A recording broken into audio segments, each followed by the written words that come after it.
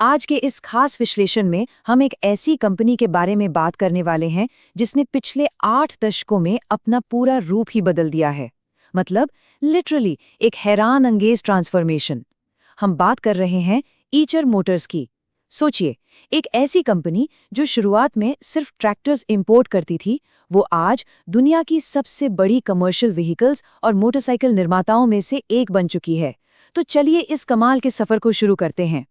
इस पूरे सफर को समझने के लिए हम इस चर्चा को 5 हिस्सों में बांटेंगे। पहला, हम्बल ट्रैक्टर ओरिजिन्स। दूसरा, स्ट्रेटेजिक कॉर्पोरेट पिवट्स। तीसरा, द वॉल्वो पार्टनरशिप। चौथा, मैसिव ग्लोबल फुटप्रिंट। और आखिर में, ड्राइविंग द फ्यूचर। तो बिना देरी किए आगे बढ़ते हैं।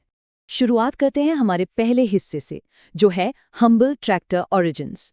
कहानी शुरू होती है 1948 में, जब गुडर्थ कंपनी की स्थापना हुई। उनका काम क्या था? सिर्फ इंपोर्टेड ट्रैक्टर्स बेचना। लेकिन किस्सा यहाँ रुका नहीं। ठीक 10 साल बाद 1958 में उन्होंने जर्मनी की आइशर के साथ हाथ मिलाया और बनाई Eicher tractor corporation of India. और फिर आया वो साल जिसने इतिहास रच दिया, 1959। इन्होंने देश का सबसे पहला स्वदेशी यानी completely made in India tractor बना डाला। इंपोर्टेड ट्रैक्टर्स बेचने से लेकर खुद अपना ट्रैक्टर बनाने तक का ये सफर सच में काफी तेज और प्रेरणादायक था। अब यहाँ गुडर्थ कंपनी के बारे में थोड़ा और जान लेना जरूरी है। दरअसल ये आइशर मोटर्स की शुरुआती पहचान थी। 1948 में इसको बनाया ही इसलिए गया था ताकि उस वक्त के नए और उभरते हुए भारतीय कृषि बाजार में इंपोर्टेड ट्रैक्टर्स को बेचा जा सके और उनकी सर्विस की जा सके। एकदम सिंपल और फोकस्ड शुरुआत। लेकिन असली कहानी तो अब शुरू होती है। आते हैं हमारे दूसरे हिस्से पर, यानी स्ट्रेटेजिक कॉर्पोरेट पिवट्स। यहाँ से कंपनी ने बिल्कुल टॉप गियर पकड़ा। 1982 में इन्होंने मित्सुबिशी के साथ टाई अप किया लाइट कमर्शियल व्हीकल्स यानी एलसीवीज के लिए। फिर 1993 आया और इन्होंने एक मास्टर स्ट्रोक खेला। रॉयल एनफील्ड इंडिया में 7% मेजॉरिटी हिस्सेदारी खरीद ली। पर जानते हैं सबसे बड़ा झटका कब लगा? 2005 में, जब इन्होंने अपना पूरा का पूरा ट्रैक्टर और इंजन बिजनेस जिसने इन्हें बनाया था वही टेफे को बेच दिया। मतलब अनबिलीवेबल, राइट? इसे कहते हैं एक एब्सोल्यूट पिवट। एक ऐसी कंपनी जिसकी पूरी पहचान एग्रीकल्चरल ट्रैक्टर्स और इंजन्स की थी, उसने एक झटके में अपना चोला बदला और कमर्शियल व्हीकल्स और मिडिल वेट मोटरसाइकिल्स की एक बिल्कुल नई आधुनिक पहचान अपना ली। अपने कोर प्रोडक्ट को छोड़कर एकदम नए और हाईली कम्पिटिटिव मार्केट में उतरना, कॉर्पोरेट इतिहास में ऐसी हिम्मत कम ही देखने को मिलती है।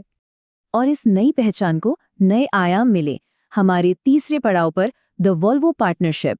2008 वो साल था जिसने गेम पूरी तरह से बदल दिया। वीई कमर्शियल व्हीकल्स यानी वीईसीवी नाम का एक जॉइंट वेंचर बना। इसमें सबसे खास बात ये थी कि आइचर मोटर्स के पास 54.4% की मेजॉरिटी हिस्सेदारी आई और बाकी 45.6% वॉल्वो ग्रुप के पास गया। इसका मतलब समझ रहे हैं? आइचर ने कंट्रोल भी अपने पास रखा और वॉल्वो की वर्ल्ड क्लास इंजीनियरिंग क्षमता का फायदा भी उठाया। एकदम विन विन सिचुएशन। आज अगर हम वीईसीवी के इस विशाल इकोसिस्टम को देखें तो इसके अंदर कितना कुछ चल रहा है। इनके ट्रक्स और बसेस डिवीजन में आइशर और वॉल्वो ट्रक्स इंडिया काम कर रहे हैं। पैसेंजर ट्रांजिट में वॉल्वो बसेस इंडिया आती है और इनके इंजीनियरिंग डिवीजन में आइशर इंजीनियरिंग कंपोनेंट्स और वीई पावर ट्रेन जैसी चीजें शामिल हैं। दोनों कंपनीज मिलकर एकदम सीमलेस तरीके से मार्केट पर डोमिनेट कर रही हैं। और हाँ, ये विस्तार यहाँ थमा नहीं। 2020 में वीईसीवी ने एक और बड़ा कदम उठाया और 100 करोड़ रुपए में वॉल्वो बसेस इंडिया के ऑपरेशंस को खरीद लिया।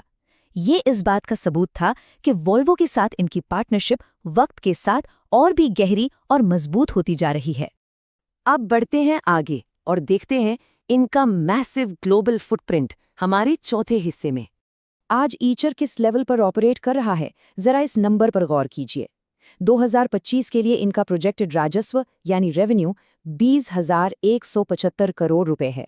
अगर इसको डॉलर्स में देखें तो ये करीब 2.1 बिलियन यूएस डॉलर्स बनता है। ये आंकड़ा अपने आप में बताता है कि इनकी आर्थिक गति कितनी जबरदस्त है। और सिर्फ पैसा ही नहीं, इनका टेक इंफ्रास्ट्रक्चर देखिए, 1,60,000 से ज्यादा। ये आंकड़ा दर्शाता है आधुनिक आइशर इकोसिस्टम में एक्टिव कनेक्टेड व्हीकल्स को। इनका आज का पूरा फ्लीट डिजिटल और एडवांस टेलीमैटिक्स से जुड़ा हुआ है। हर गाड़ी एकदम स्मार्ट है। एक और दिलचस्प बात, 40 से ज्यादा देश। सोचिए जरा, जो कंपनी कभी अपने ही देश में बाहर से ट्रैक्टर्स मनवाती थी, वो आज दुनिया भर के 40 से भी ज्यादा देशों में अपने मॉडर्न कमर्शियल व्हीकल्स का निर्यात यानी एक्सपोर्ट कर रही है। और इस ग्लोबल डिमांड को पूरा करना कोई छोटा काम नहीं है। इसके लिए आज आइचर के पास पूरे भारत में 9 विशाल मैन्युफैक्चरिंग फैसिलिटीज हैं, जो पूरी क्षमता के साथ दिन रात काम कर रही हैं। और सिर्फ गाड़ियां बनाना काफी नहीं होता, ग्राउंड लेवल पर उन्हें सपोर्ट करना भी जरूरी है। इसीलिए 1.6 मिलियन से ज्यादा माय आइचर कस्टमर्स को सीमलेस सर्विस देने के लिए इनके पास 500 से ज्यादा डीलरशिप्स और 1100 से अधिक टच पॉइंट्स का एक मजबूत नेटवर्क है। ये सुनिश्चित करता है कि कस्टमर की गाड़ी हमेशा चलती रहे और उन्हें कोई परेशानी ना आए। तो आखिर में अब वक्त आ गया है हमारे 5वें और आखिरी भाग का, ड्राइविंग द फ्यूचर। फ्यूचर को लेकर इनका प्लान बिल्कुल क्लियर और अग्रेसिव है। पहला कदम, कमर्शियल व्हीकल्स के लिए एक इलेक्ट्रिक फर्स्ट अप्रोच अपनाना। दूसरा कदम, आर्टिफिशियल इंटेलिजेंस, टेलीमैटिक्स और स्मार्ट फ्लीट टेक्नोलॉजीज का एकीकरण करना।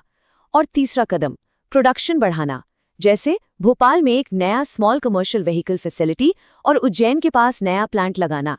ये सारी तैयारियां लॉजिस्टिक की अगली पीढ़ी की मजबूत नींव रख रही हैं। तो दोस्तों, जैसा कि हमने इस विश्लेषण में देखा कि एआई और इलेक्ट्रिक फर्स्ट फ्लीट्स आज कमर्शियल ट्रांसपोर्ट की दुनिया को पूरी तरह बदल रहे हैं, ऐसे में एक बड़ा और काफी रोमांचक सवाल उठता है, अपने अगले इतने बड़े कॉर्पोरेट पिवट में आइशर आखिर किस नई इंडस्ट्री में क्रांति लाएगा? ये एक ऐसी चीज है जिस पर आने वाले वक्त में हमारी और मार्केट की पूरी नजर रहेगी। इस खास चर्चा में हमारे साथ जुड़े रहने के लिए आपका बहुत बहुत शुक्रिया।